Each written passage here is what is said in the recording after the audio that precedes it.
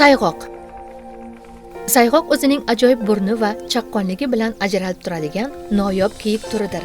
U tabiatda juda oz qolgani uchun alohida muhofazaga olingan. Sayg'oqlar O'zbekistonda butunlay yo'q bo'lib ketish arafasida turgan, kamyob uchraydigan hayvon hisoblanadi. Asosan Qoraqalpog'istonning ustur tekisligida yashaydi. Shuningdek, Orol dengizining qurigan hududlaridagi cho'l va yarim cho'llarda ham uchraydi. Ularni muhofaza qilish uchun maxsus Saygachi majmua buyurtma qo'riqxonasi tashkil etilgan. Sayg'oqning tumshuqqa o'xshash burni qishda sovuq havoni isitib beradi. Yozda esa changni ushlab qolib, o'pkaga toza havo borishini ta'minlaydi. Ular juda tez yuguradi va bir kunda juda uzoq masofalarni bosib o'tishi mumkin. Uning rangi sahro tuprog'iga mos kelgani uchun dushmanlaridan oson yashirina oladi. Qish kunlari esa juni oq rangga kiradi. Shuning uchun uni oq bo'ken deb ham atashadi.